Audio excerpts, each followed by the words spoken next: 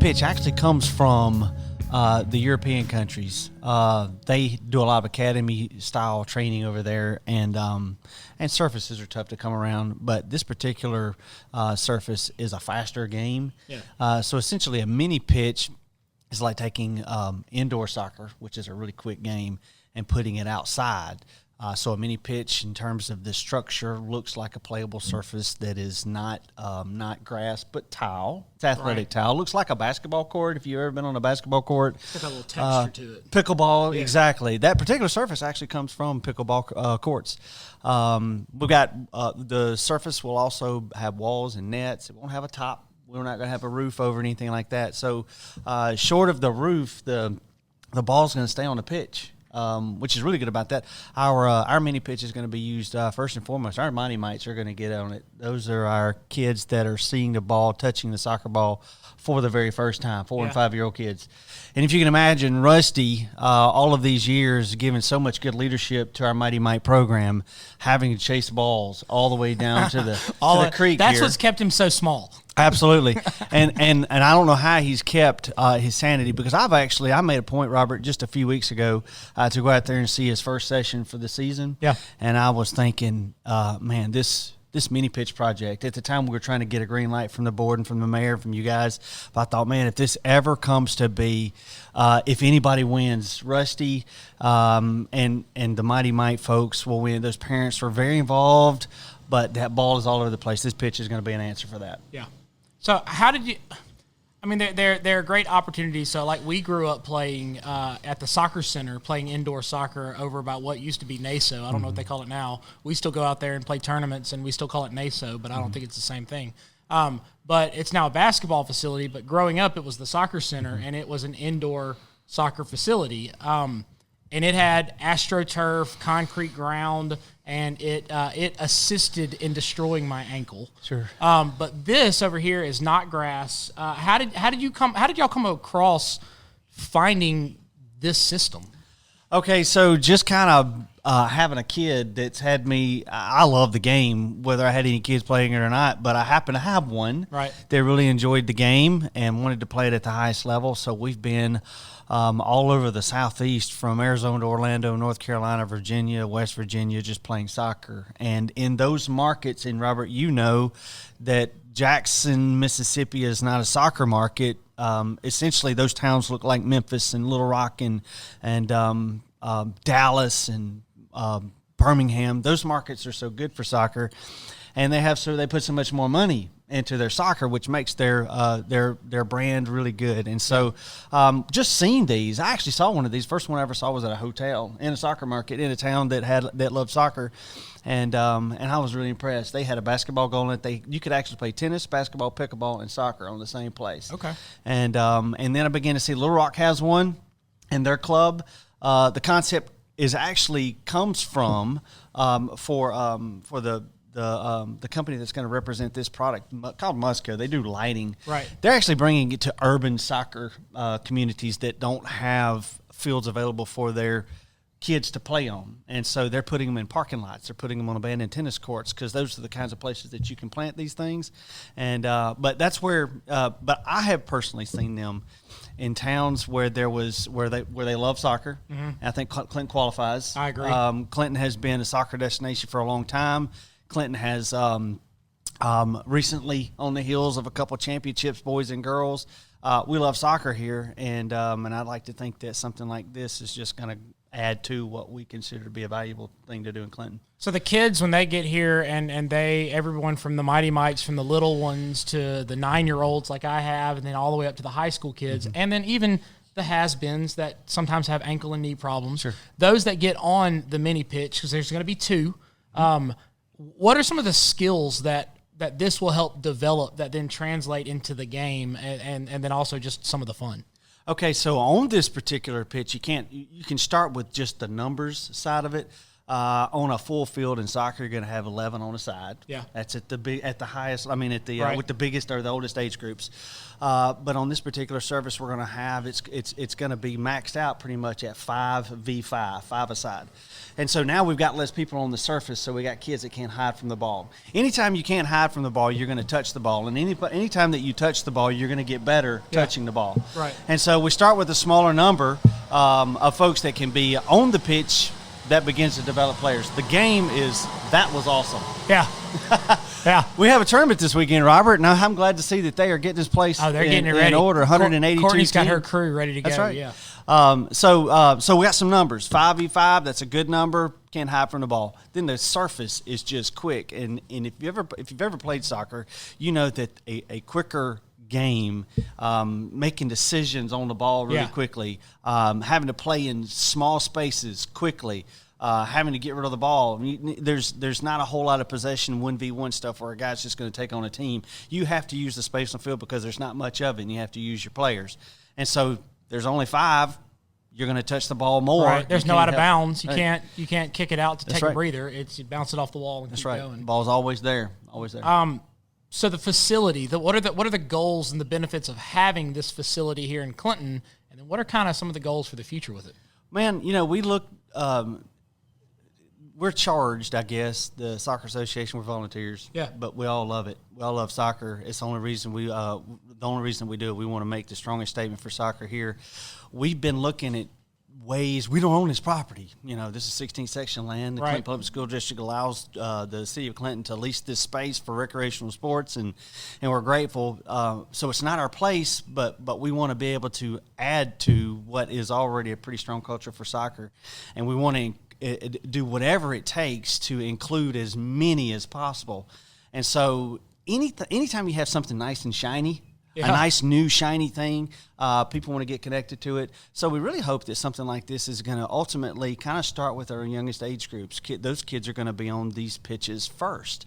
And maybe Rusty's got to get some more folks to help him do these sessions, because we have so many kids. Well, ultimately, if you have more 4- and 5-year-olds playing, you have more 6- and 7-year-olds playing. And so everybody in the park's going to benefit from this, but ultimately registration. We want to promote as much opportunity to get as many people in Clinton right here at Traceway, but ultimately playing soccer. One of the amazing things that I've heard already from people is that they're not connecting with the idea that Clinton Soccer Association is gifting this to Parks and Rec and to the city. It's I guess I don't know if it's a sign of the times of where we are here in 2023 of what's the catch, what's in it for you, what's in it for me. This is an act of love and an act of intentionally developing this game. What were the conversations like when y'all were pooling money together, making long-term plans, and then landing on something like this?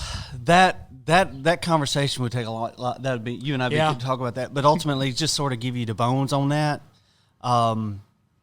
2 years ago, Chris Graham, ultimately, he was our president at the time.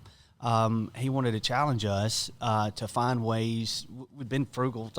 We didn't go get lottery tickets, and we didn't go roll the dice somewhere. We literally we have a lot of tournament revenue that's kind of just been snowballing in our bank account really for the last 10 years. Yeah. With some of the folks that make decisions for our coaching and paying those guys, and all our money's just we've been responsible. I haven't. I've only been on the board for 2 years, so I didn't create this, but there's been a lot of good leadership in Clinton and in the Clinton Soccer Association to sort of have these funds. Now, in the past, we've used some of these things to make some light improvements. I know that we've resurfaced Field 1 and Field 2 the last couple of years, so we've been able to do some things, but those things they're not nice and shiny. People don't say, wow, let's go, this Clinton Soccer Association, look what they did. So we really did have the money. We really did want to spend the money. And we really thought that this was the best way to do it. Something that has never – it's been a long time. Robert, you grew up playing soccer in Clinton, and you know what this park's looked like since the 90s. Yeah. And they don't look a whole lot different. Right. Same parking lots. These trees are a little bit bigger, but essentially the same places. And this is I've been saying kind of this is coolest thing that's happened for soccer in Clinton. But what I really mean by that, the coolest soccer thing at Traceway, the latest, greatest addition, and one that our neighbors are going to envy us. Correct. When they see it on Facebook and they see it in social media that Clinton's got this, they know we're a soccer town, and they like our players.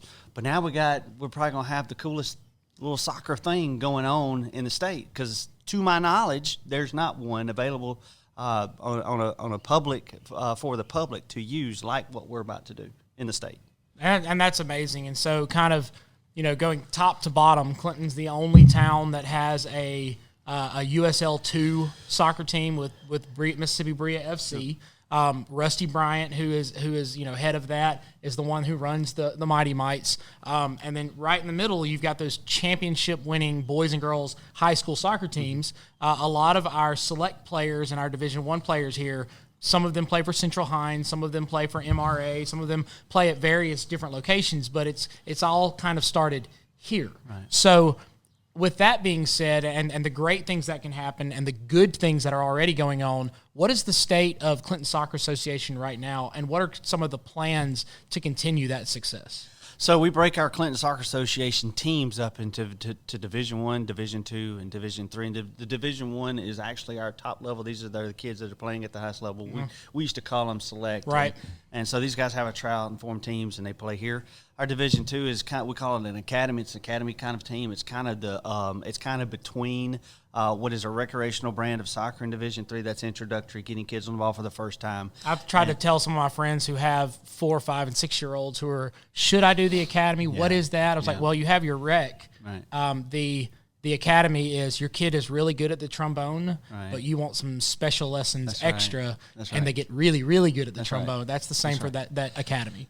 So our Division I, II, and III teams are strong. I would argue to say that COVID was weird. Right. Everybody was weird with COVID. We struggled a little bit coming out of COVID to get people back at Traceway, and then last year was a good year, and then the next year was an even better year. This is our best year. Just a Division III, which is our recreational introductory. That particular soccer program is at an all-time high.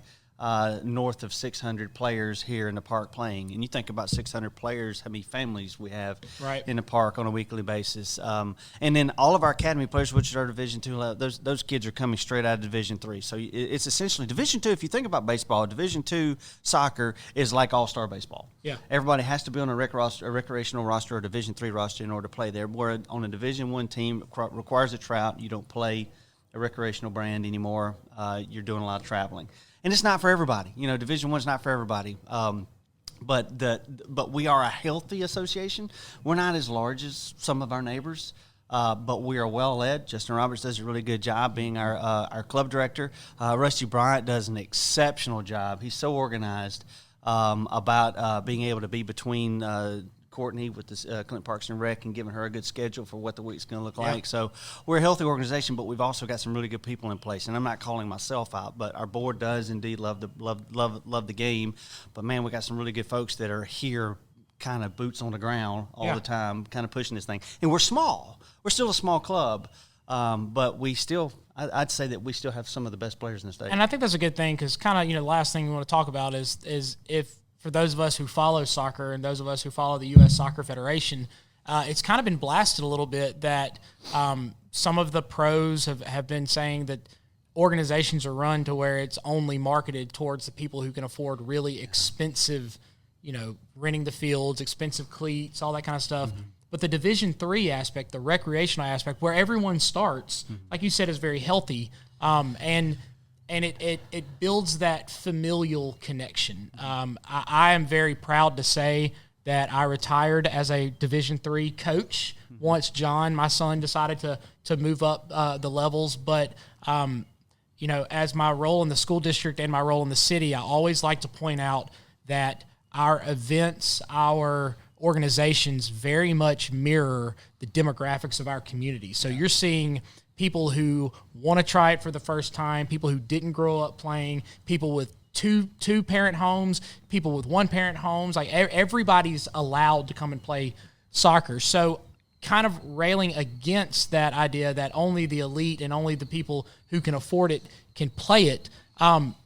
What do you say to those people who say, you know what, my kid wants to play it, I've never played, I don't know anything about it, and I just don't know if it's for us? What would you say to them to bring them in and be part of the family? You can play soccer if you have a ball, shin guards, and cleats. Essentially, those are the pieces of equipment that you need. You can get all of that probably inside $75. All three, if you don't need the coolest and the baddest and the latest greatest.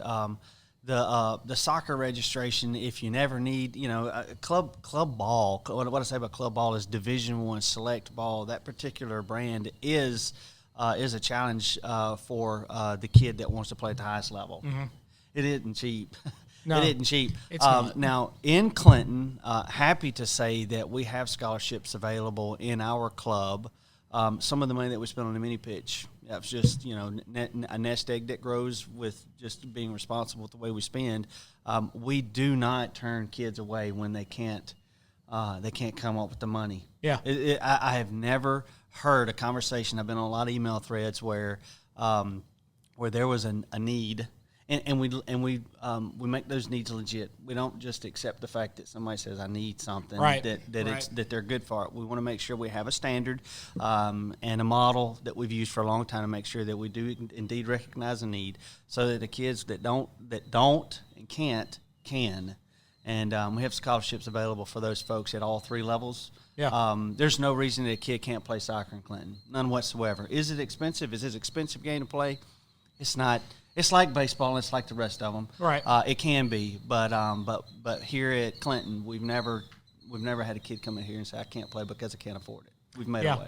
And I've said so many times I'm thankful for the parents that come in and coach teams, and on the sideline they'll tell me I have no idea what I'm doing, and I want to tell them, you're doing a fantastic job. You're teaching them strategy. You're teaching them how to work together. You're teaching conflict resolution and how to listen. You might not be looking to go be the new coach of the U.S. men's national team because they're still looking for a coach. That's right. But you're building those relationships. I still see people who were my coaches growing up, and I'm friends with their kids still. And I keep thinking, you were my U9 coach. You were my U10 coach. So the impact that a parent can make in the kids is mirrored only by the impact that this game and this park and the Clinton Soccer Association can make on the community. Sure. Yep. We have, we also are real proud, Robert, in Clinton, our character, integrity, and the way we represent ourselves on the field always seems to come up when we make hires, coaches and stuff like that. You can visit some of our neighbors, some of the clubs, and my kids played in those. And in Clinton, for a son or a daughter that wants to play, you can rest assured that we represent.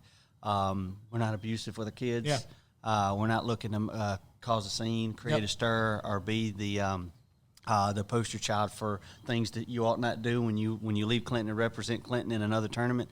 Our coaches, they sign off on some statements that include, and some of them are built around what is sort of the Berea mindset here in Clinton, and so we're really proud of that. That's probably some of the reasons that we don't always have the absolute greatest coaches, because they don't fit our character part. So. Which true, like what the saying for the motto and the brand idea for Clinton Soccer Association and for it's more than a game. It's more than a game. It's more than a game, and you're producing citizens and mothers and fathers and future people, leaders. That's right. It's more than a game, and that's great.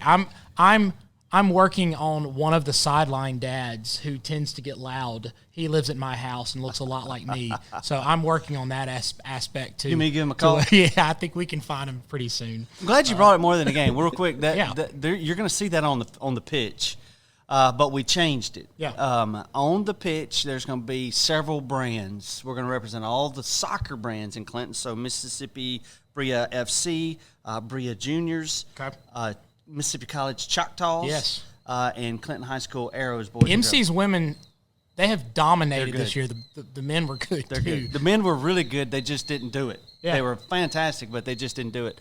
But we're going to have all 4 brands represented. So everything soccer's going to be represented. But what you're going to see if you look at, if you've had an opportunity, we've got a sign up over there that you can see, a sort of a coming soon sign. When you look at it, you'll see a couple of little images on the fields. The middle of the field on one of them will be branded for the City of Clinton. Will have the City of Clinton logo. In the middle of the other one will be the Clinton Football Club, which is the CSA logo for CFC. And then on the surfaces in the corners, you're going to see Parks and Rec. Yeah. And you're going to see wait a second. Proquam, no, I can't even pronounce it. There's a Greek word on there that literally means more than a game. If you Google more than a game, the things that come up are LeBron James. LeBron James had a movie out several years ago called More Than a Game. We didn't want to do more of the game because we didn't want, but we also wanted to connect our field to a lot of the social media. It's free. Yeah. So if you do a hashtag this Greek word, you'll see that we're the only ones. We're the only ones that have ever hashtagged that. So we'll connect. We'll still be more than a game, but we're going to do a Greek version of it. Yeah. And we'll be able to do that with some social media stuff too. Pretty cool. Well, I appreciate your time. Thanks for invading and sitting outside at the Traceway Park Pavilion with me. Yeah, man, this is fun. You gonna knock it around? Let's get in the mud and get dirty, and then we can go home. My thanks to Corey Wolfe with Clinton Soccer Association for spending some time with me today on this beautiful Friday. If you would like to sign up for any athletic events, would be it soccer, softball, baseball, football, whatever you want here at Clinton Parks and Rec, you can visit clintonparksandrec.com. I'd also like to thank my friend Ty Garvey and the rest of Don Quixote's Horse for allowing us to use their music on this podcast. Check them out on Spotify or wherever you listen to music. If you see me out and about, please stop and say hello. Take care of your neighbor. Keep looking out for each other. And I very much appreciate your time here on the Community Studio.